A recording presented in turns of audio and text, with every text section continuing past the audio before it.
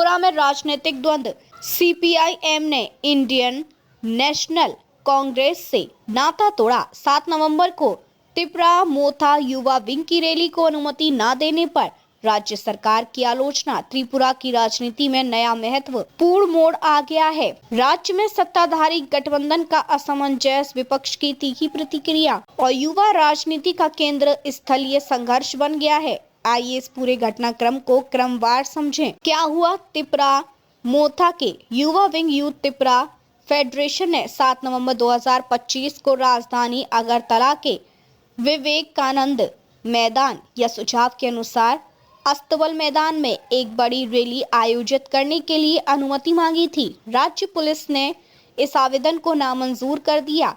कारण बताते हुए कहा गया कि मैदान पहले से ही एक चल रहे अंतरराष्ट्रीय एक्सपो के लिए आरक्षित है और उसी कारण से अन्य कार्यक्रम की अनुमति नहीं दी जा सकती। इस निर्णय के बाद त्रिपुरा मोथा ने फिलहाल 7 नवंबर की तारीख को विपक्षी प्रतिक्रिया और राजनीति विपक्षी दल सीपीआई-एम के नेता और राज्य में विपक्ष नेता जितेंद्र चौधरी ने इस अनुमति अस्वीकृति को लोकतांत्रिक मूल्यों के विरुद्ध बताते हुए तीखा आरोप लगाया है कि सरकार अपनी ही गठबंधन की सार्वजनिक आयोजन की अनुमति नहीं दे रही है।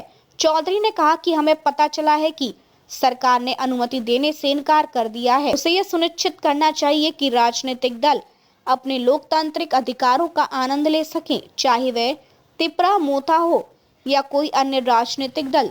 दूसरी ओर कांग्रेस ने राज्य सरकार से अपील की थी कि त्रिपुरा मोथा द्वारा हाल ही में बुलाई गई 24 घंटे की हड़ताल तथा उस दौरान हुई झड़पों के मद्देनजर रैली को अनुमति न देने का निर्णय लिया गया। WHY कारण परत अनुमति न देने का आधिकारिक कारण यह दिया गया कि मैदान एक्सपो के लिए पहले से आरक्षित था। पुलिस ने अत्यधिक भीड़, लॉ एंड ऑर्डर की स्थिति आदि की संभावना को देखते हुए अनुमति से इनकार किया। विपक्षी सीपीआई-एम का तर्क है कि जब त्रिपुरा मोथा गठबंधन में है तो इसे भी रोकना शासक दल शासन की असमर्थता या असहज स्थिति दर्शाता है। कांग्रेस की आपत्ति इस बात से जुड़ी है कि त्रिपुरा मोथा द्वारा ही जिन घटनाओं, हड़ताल प्लस झड़पों में शामिल रह गया है, उन्हें देखते हुए कानून व्यवस्था का प्रश्न उठ सकता है। इसलिए पहले अनुमति देने से इनकार करना सुनिश्चित कदम माना गया। राजनीतिक परिणाम और भविष्य। सीपीआई-एम ने कांग्रेस से दूरी बना ली है क्योंकि कांग्रेस ने त्रिपुरा मोथा की रैली रद्द कराने के पक्ष में बात की थी, जबकि सीपीआई-एम ने राज्य सरकार के इस कदम की आलोचना की। इस तरह से राजनीतिक नक्शे पर बदलाव दिखने लगा है। त्रिपुरा मोथा ने बताया कि वह नई तारीख तय करेगा। सूत्र बताते हैं कि 27 या 28 नवंबर को वही स्थान निर्धारित हो सकता है। इस घटना के माध्यम से राज्य में सत्तारूढ़ गठबंधन के अंदर तनाव उभरते दिख रहे हैं, क्योंकि त्रिपुरा मोथा और भारतीय जनता पार्टी बीजेपी संबंधित गठबंधन में होने के बावजूद रैली के लिए रोका जाना गठबंधन की मजबूती पर सवाल खड़े कर रहा है। संवैधानिक लोकतांत्रिक चिंताएं। किसी राजनीतिक दल का सार्वजनिक रैली की अनुमति न देना लोकतांत्रिक अधिकारों और राजनीतिक अभिव्यक्ति की स्वतंत्रता के दृष्टिकोण से संवेदनशील मामला है। सीपीआई-एम ने इसे असहिष्णुता का संकेत माना है।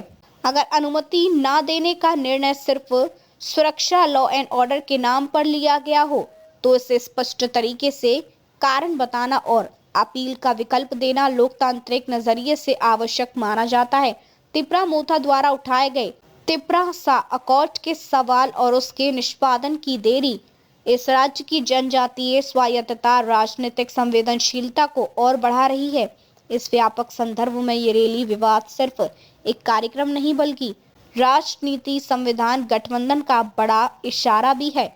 निष्कर्ष। त्रिपुरा में यह प्रकरण राज्य की राजनीतिक दिशा निर्देश, जनजातीय राजनीति, गठबंधन की स्थिरता और लोकतांत्रिक प्रक्रियाओं को परीक्षा का मामला बन गया है। सिर्फ एक रैली की अनुमति न होना असल में एक गठबंधन संघर्ष, वैधानिक अधिकारों की छाया और जनहित विरोधी ढांचे का संकेत देता है। आगे यह देखना होगा कि त्रिपुरा मोथा किस तरह आगे बढ़ती है, गठबंधन में क्या मोड़ आता है और राज्य सरकार का रुख इस लोकतांत्रिक विवाद में क्या होगा। अगर आप चाहें तो मैं इस रैली पूर्व तथा बाद की घटनाओं का टाइमलाइन, त्रिपुरा मोथा की मांगों की विश्लेषण सहित रिपोर्ट तैयार कर सकता हूं। क्या आप चाहेंगे?